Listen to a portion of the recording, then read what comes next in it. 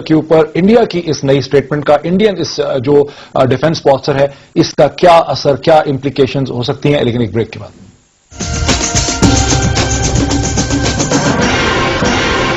नाज़रीन, welcome back to दुनिया today. नाज़रीन, हम बात कर रहे हैं उस सूरत हाल की जो उस वक्त पैदा हुई जब इंडियन मिलिट्री की ट्रेनिंग कमांड के हेड जनरल एएस लांबा ने शिमला में एक मिलिट्री कॉन्फ्रेंस में बात करते हुए कहा कि इंडियन मिलिट्री ने यह कैपेबिलिटी हासिल कर ली है कि वो बैक वक्त चीन और पाकिस्तान से जंग कर सकती है, यानी टू थिएटर्स वॉर सिनेरियो, जैसा कि पेंटागन ने हमेशा अपनी कैपेबिलिटी के बारे में दावा किया है। और अगर ऐसी जंग होती है तो 72 घंटों में पाकिस्तान और चीन को सीज फायर पे इंडियन मिलिट्री मजबूर कर सकती है।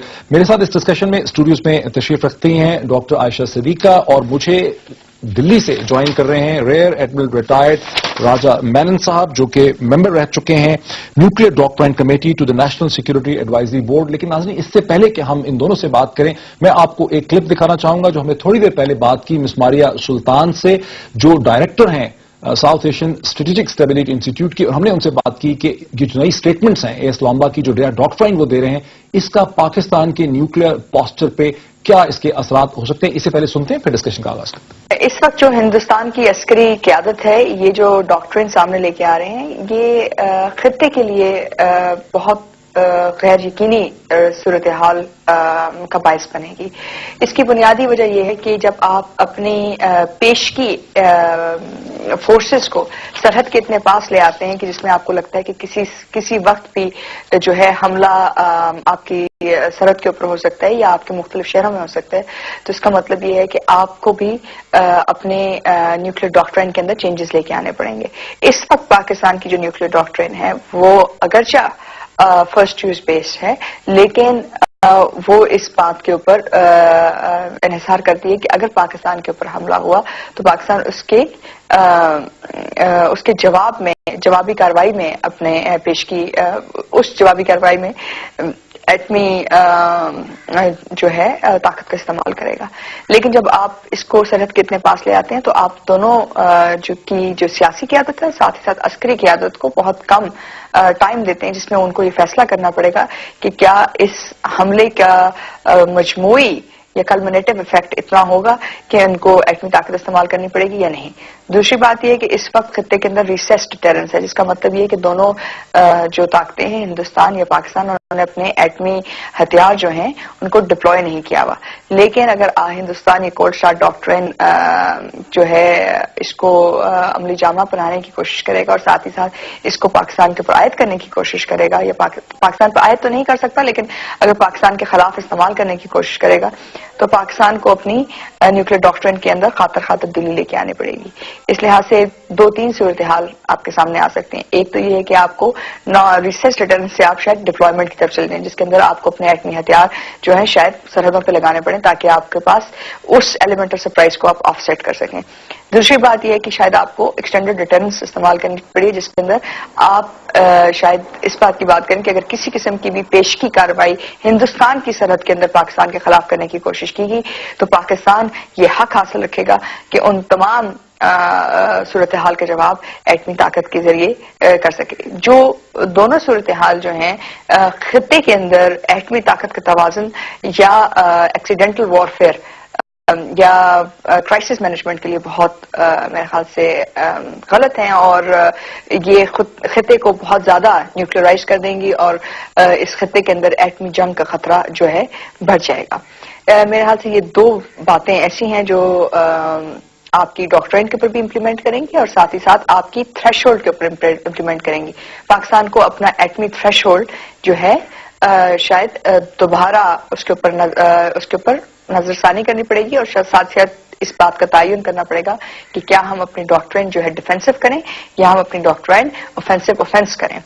इसके साथ ही मैं आपकी तरफ आता हूं एडमिरल राजा मेनन साहब। अभी आपने सुना ये मिस मारिया सुल्तान थी, director of the south Asia strategic stability institute इन इस्लामाबाद। उनकी 2-3 चीजें जो मैं सम अप करूंगा वो ये है कि जो नया जो थीसिस दे रहे हैं, जो असर्शन की है जनरल एएस लांबा ने, जिसे जनरल दीपक कपूर ने सपोर्ट किया है, उसके नतीजे में पाकिस्तान का न्यूक्लियर डॉक्ट्राइन जो है वो तब्दील हो सकता है। डिफेंसिव ऑफेंसिव से वो ऑफेंसिव पे जा सकता है।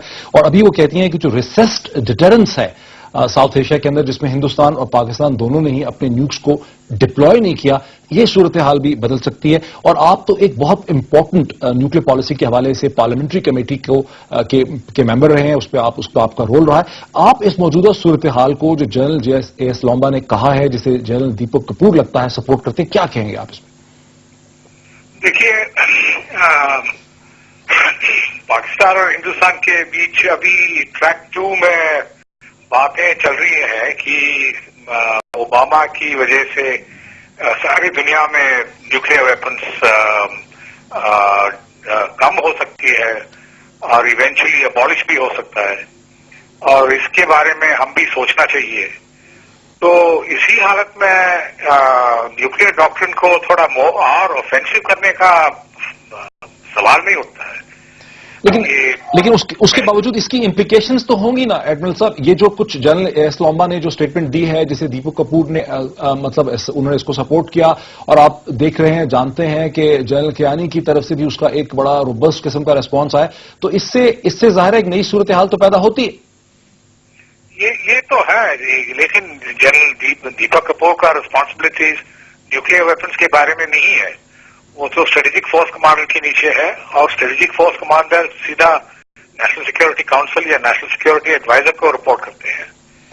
तो ये न्यूक्लियर पोस्चर या न्यूक्लियर डॉक्ट्रिन वगैरह आर्मी चीफ के नीचे नहीं आता है आजकल। अच्छा, लेकिन इसके बारे में आप क्या कहेंगे कि इंडियन मिलिट्री जो है वो खुद से ये इनिशिएटिव ले रही है? हिंदुस्तान की वेल एंट्रेंच और पुरानी डेमोक्रेसी में इंडियन मिलिट्री वे फॉरवर्ड दिखा रही है इंडिया की पॉलिटिकल एस्टैब्लिशमेंट को? ये तो सही सवाल है। ये डेमोक्रेसी में ये प्रॉब्लम ऐसा है कि सब लोग कहते हैं कि सिविलियन सुप्रीमेसी होना चाहिए, ये तो है, लेकिन जब फौज सिविलियन कंट्रोल से पूछते हैं कि हमें डायरेक्शन, कुछ डायरेक्टिव दे दीजिए, हमारा थ्रेट्स कहां से आ जाएंगे और कहां हम डिप्लॉय करना चाहिए, ये तो सिविलियंस उनके एक्सपर्टीज नहीं है। तो डायरेक्टिव बहुत वेग है या एम्बिगुअस है, तो समझ में नहीं आते हैं। तो इस हालत में आर्मी, नेवी और एयरफोर्स पिछले 30-40 साल में अपने डॉक्ट्रिन्स निकालने के लिए कोशिश किए हैं, क्योंकि उनके भरोसा नहीं है कि सिविलियन से कोई क्लियर डायरेक्टिव्स आ जाएंगे। लेकिन आखिरी में ये कहना चाहिए कि डिप्लॉयमेंट और यूज ऑफ फोर्स बिल्कुल सिविलियंस के अंदर है, सिविलियंस के नीचे है। नहीं, तो फिर इसमें क्या कि इंडियन मिलिट्री का अपनी सिविलियन लीडरशिप के साथ जो रिलेशनशिप है उसमें कोई तब्दीली आते देख रहे हैं हम यहाँ पे? थोड़ी देर पहले हमारे साथ जनरल हमीद गुल थे जो ये कह रहे थे कि अमेरिका के साथ जैसे जैसे इंडियन मिलिट्री का रिलेशनशिप बिल्डअप हो रहा है, इंडियन मिलिट्री ज्यादा असर्टिव हो रही है। नहीं, देखिए, अभी इंडिया में नेशनल सिक्योरिटी एडवाइजर है और नेशनल सिक्योरिटी काउंसिल का स्टाफ भी है। तो आर्मी का डिप्लॉयमेंट वगैरह मिनिस्ट्री ऑफ डिफेंस से जो डायरेक्टिव आती है उसके ऊपर चल जाएगा। लेकिन आर्मी, नेवी, एयरफोर्स हमेशा सोचते हैं कि ये अगर फोर्स लेवल्स डेवलप करना है या खरीदना है या रिसर्च करना है तो 10, 5, 15 साल लगते हैं ये नए वेपन प्लेटफॉर्म निकालने के लिए। अच्छा, एडमिरल साहब मेरे साथ रहिए, हम एक ब्रेक की तरफ जा रहे हैं। डॉक्टर साहब मैं आपकी तरफ भी आता हूं, लेकिन एक ब्रेक के बाद ब्रेक लेते हैं और ब्रेक के बाद इसी पॉइंट से अपनी डिस्कशन को हम कंटिन्यू करते हैं।